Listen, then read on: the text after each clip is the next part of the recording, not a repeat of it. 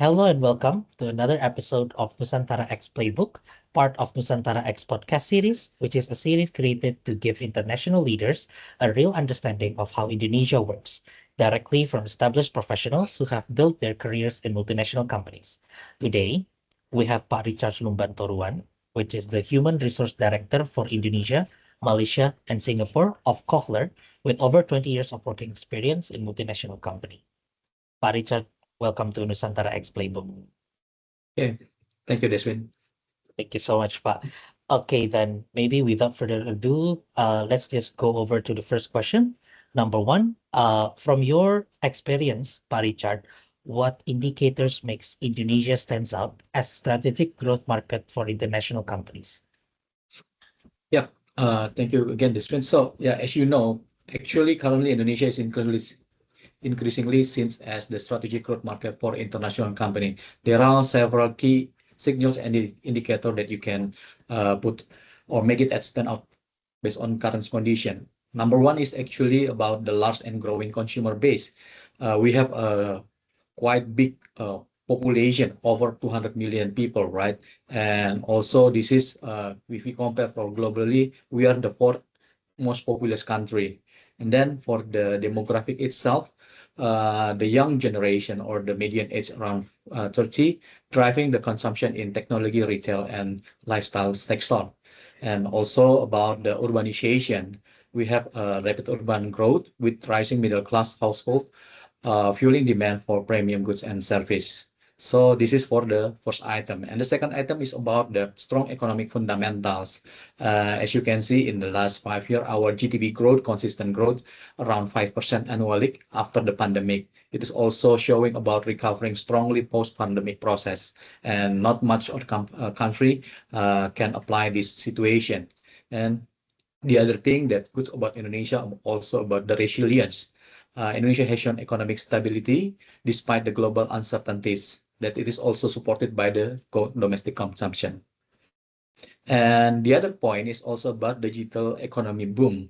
So e-commerce and fintech, actually, Indonesia is the largest Asia digital economy projected that in 2025 is around more than 150 billions actually. And then, of course, about the internet penetration, because over 70% our penetration with mobile first consumers driving online transaction. And the other thing is also a startup ecosystem. Jakarta, our capital, is a hub for unicorns like Gojek, Tokopedia, that also attracting global investors. And the last one is also about the resources and infrastructure development. Our national, as you might know, we are famous about our natural resources, right? We have a lot of mineral, we have a lot of energy, and also agriculture that is making our strategic for manufacturing and supply chains. And of course, in the other hand, we have also the infrastructure push that government interesting heavily in giving the what you call it the development in the roads, ports, and also digital infrastructure. So this kind of thing is makes the Indonesia actually a potential market. Right. Thank you so much, Pa Richard. And I completely agree with you, especially on the resilience and digital economy boom, as well as for the natural resources. And as we can see, a lot of companies actually expanding to Indonesia, to actually not only to extract, but actually to add value to all those natural resources export from Indonesia. Right. Now, going to the next question. What would be the cultural competencies you think are the most important for foreign managers leading a team in Indonesia? Yeah. As we know, Indonesia is a unique country, right? We have a lot of tribe, we have a lot of culture uh, in our country. And leading teams in Indonesia requires a strong cultural intelligence too, because again, workplace dynamics are deeply influenced by the local values or the kearifan lokal and also the norms. And maybe this is are the factor, what kind of most important cultural competencies that we need to do for the foreign managers. Maybe the number one is about respect for hierarchy and authority. Because again, Indonesia culture values clear hierarchy. Associate often defer to seniority and also expect decision to come from the top. And number two is also about the competency. Show respect for the titles and also position, and avoid overly informal approaches in professional settings. In the other hand, we also need to building the relationships.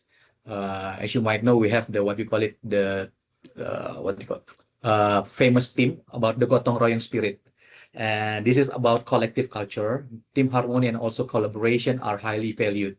And then about competency, so you need also to invest your time to invest to about the relationship building and demonstration about the empathy and foster a sense of community within the team. And the last one is about the indirect communication and politeness. Again, because we have gotong royong spirit, so we also need a transparent and open communication. Indonesian often communicate indirectly to avoid confrontation or embarrassment. And this is also the maybe the different interpretation with the what you call it the expatriate or the foreign people, right? Sometimes they would like to discuss or spoke indirect, oh sorry, direct, and sometimes it is not what you call it not common for Indonesian people. So they were trying to, yeah, more like a chit chat or basa-basi, something like that. And it will be to understand about the characteristic and also how to build the trust.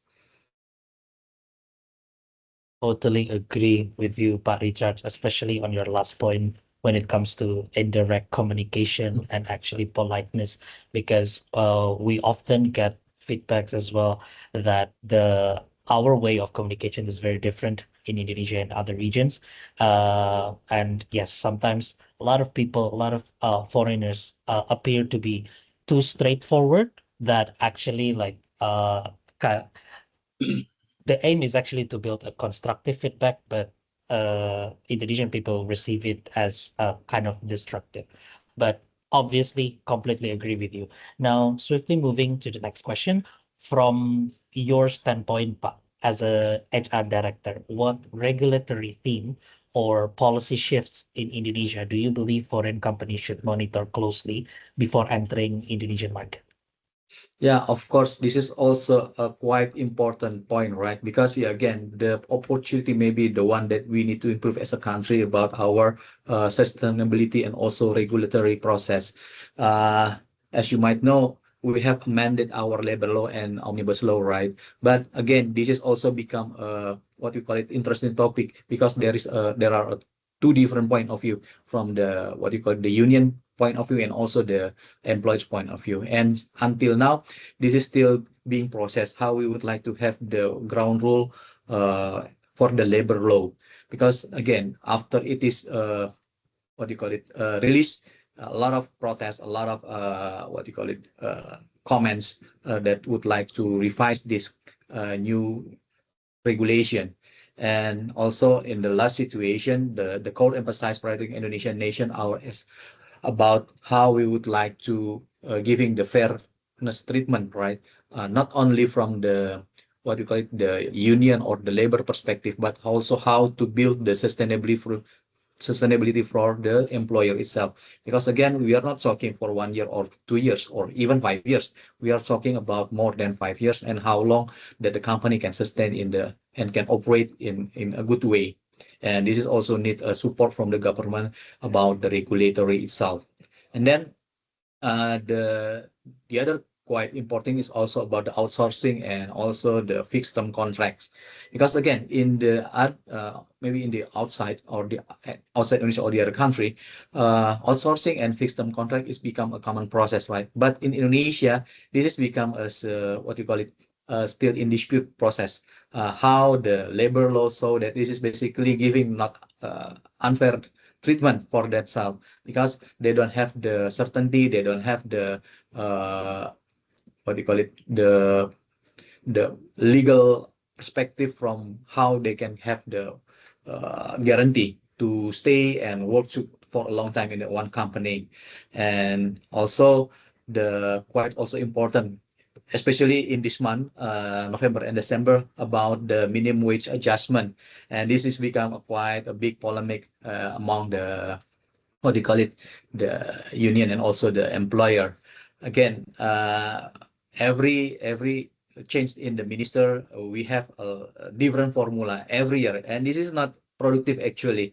Uh, while we can see in other country, they already have not talking about the minimum wage adjustment again in every year. They already have the certain formula, so everything that changed, we can just put the number and then we have already the result.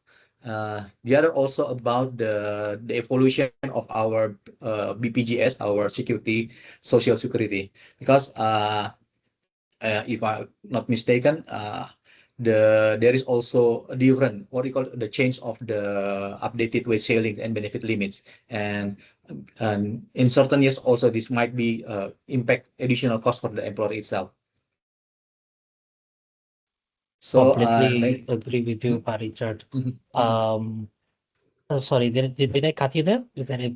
Yeah, the last one is also about the what do you call it, the employment for the expatriate, because when we do process the visa, sometimes it's quite difficult, right, to get the visa, and how the what do you call it, actually it is also giving the belief and also the certainty for the investor to invest their capital in Indonesia, because sometimes they would like to put the what you call the key person in our country. However, the bureaucracy is quite, yeah, complicated, and yeah, it's not easy actually. Completely agree with you, Pak Richard, especially on when we're talking about Indonesian regulation, it's always changing like every period, yeah, Pak Richard, yeah. Mhm. There's always a change, even if we're talking about a visa for expatriate. Within a year, there could be a few changes on the system, on the platform, on the documentation, so on and so forth. So obviously, looking over the labor law, outsourcing regulation, minimum wage adjustment, social security, as well as employment of expatriate would be critical for multinational companies entering Indonesia. Now, on to the next question. Um, how do evolving labor rules in Indonesia influences workforce planning for foreign companies like Kohler? Yeah. Again, the evolving of labor laws in Indonesia has actually significantly shaped how foreign companies approach workforce planning, especially because the compliance and also cost implication are directly tied into this kind of changes. And this is the some of the influence strategy, right? For number one, it's about the employment contract structure, because the planning implication, the company must carefully classify pros to avoid misclassification penalties and plan how to conversion to the permanent roles after the maximum fixed term employment. Currently, we have the 5 years agreement, right? And then about the wage and also cost forecasting, because foreign firms need dynamic compensation models and scenario planning for wage. And actually, if there is no what you call it stability and also a fixed formula, sometimes it's quite make this process is not easy, because again, whenever we already put the what you call it the fund, sometimes uh, it can be nothing, because yeah, the decision is far beyond our expectation. And this has also happened in last year, right? As maybe you still remember that most of the company actually already agreed that we already have the fixed formula, and we giving the or we accrue the fund for the merit increase around, yeah, maybe less than 5%. However, suddenly the new government and the new ministry changed the formula, and it's impact a lot. And maybe some of the company, they are not what do you call it, can face this change directly, right? So sometimes the impact also it impacted to the associate itself, because again, we are talking about business, we are not a charity, right? So we need some all everything's or every cost impact need to be calculated carefully. And also about the social security and benefit compliance. So yeah, workforce planners must include about our total employment cost, right? So not just based on the salary. And this is also become what you call it, our obligation to giving the protection and also giving the fairness how we can comply as the company to our associate. And the other thing is also about the termination and severance liabilities. Maybe Indonesia also famous, yeah, maybe known about one country that quite difficult when we're talking about the termination. A lot of things that we need to do, a lot of efforts, even the cost, right? So yeah, again, it's talking about the different perception from different side, right? So even though we already have the what you call the ground rule, sometimes the decision is not easy. And even based on my experience, when we have the what you call strong foundation, why we need to do the termination, it's not, it become nothing when we go to and escalate this process to the PHI or the Pengadilan Hubungan Industrial, because there are a lot of things that need to be what you call it to review, and sometimes the point of view from the external party is not the same like ours, right? So basically they say that yeah, the company is in a good situation, how come you would like to what you call it to terminate this associate? But in the employer perspectives, we need also to ensure that basically whoever we work together, we need to what you call it ensure that basically this person or this associate is the right one. Maybe you know about the Good to Great book from Jim Collins, right? One of the pillars is about who, and what next. So we need to understand what of people that we need to put in our bus, because yeah, we need to have the same direction. If someone not in the same direction, I think it will be make the communication and the coordination among the team become difficult. Right. I completely on board with you. I mean, there's a lot of stuff going on in Indonesia when it comes to regulations, and it's agree with you. It's very hard to navigate because not only when we wanted to employ someone, but even when we wanted to terminate, there's still a lot of regulation and compliance stuff that we need to understand as a multinational companies. Completely agree with you. Now, on to the very last question of this session, Pak Richard. What would be the common challenges do you see newcomers face in Indonesia, and how do you suggest them to set up the right internal capabilities from the get-go? Yeah, I think in our previous discussion, we already mentioned some of them. One is about regulatory complexity, because again, frequent changes in labor law, tax rules, and foreign investment regulation, it's also make what you call it unstable situation. Because when we talking about in the business perspective, we need a sustainability condition, right? About the rule, about the bureaucracy, about the what you call it, the economic growth, something like that. And then also about our cultural and communication barriers. So yeah, uh, most of our what you call it, the worker actually still have less capability on the communication in other language. So become this is also become a critical point, because again, in this kind of situation, a lot of people actually come to every country, and we need also to understand about how we communicate with every people in different language, right? And yeah, compared to others, maybe Indonesia people also quite difficult to spoken in other language. And then about the talent and acquisition and retention, because again, competition for skilled local talent is not easy.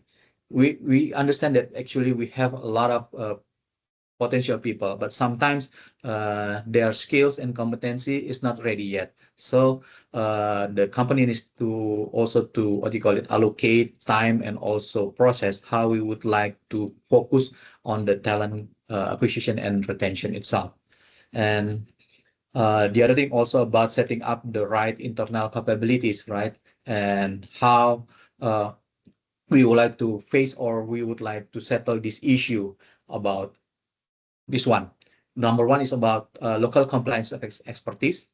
Uh, of course, we would like to establish an internal compliance team to monitor regulatory changes. So basically, we can give clear information. Whatever kind of changes happen in Indonesia, basically it can be communicated accordingly to our colleagues or our peers in the multinational company.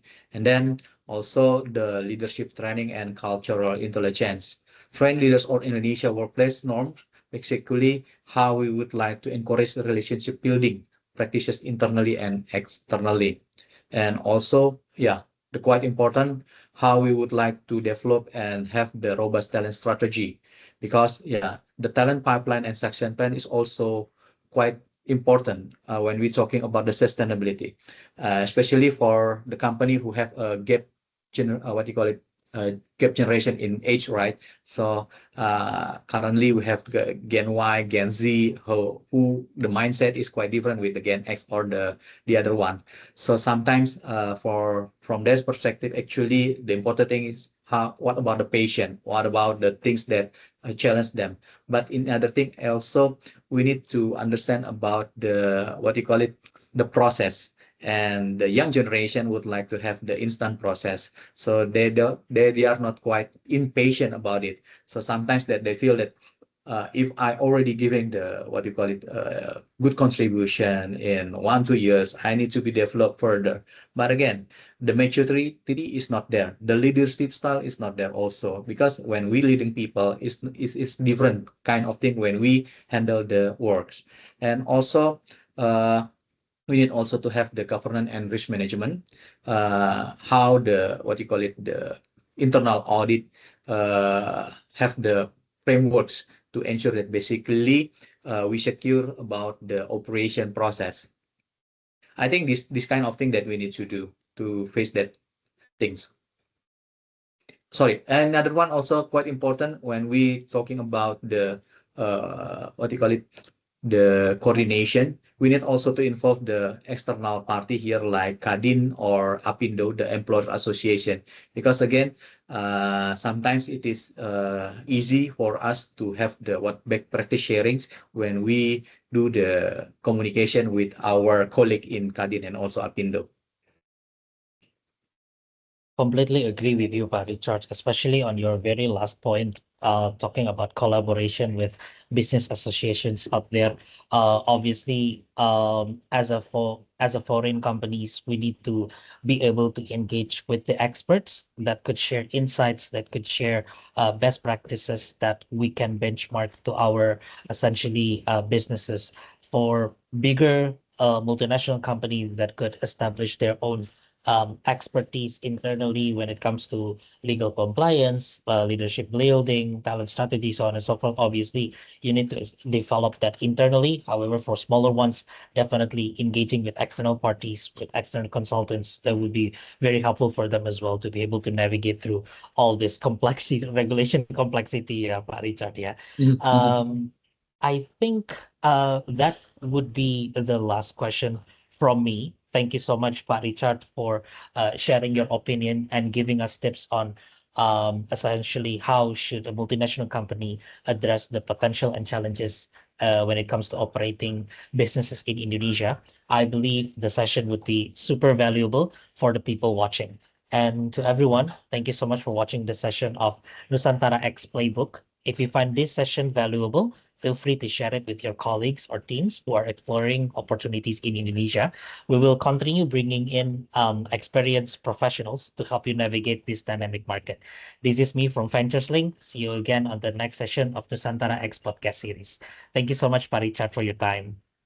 Thank you, Des. Bye bye.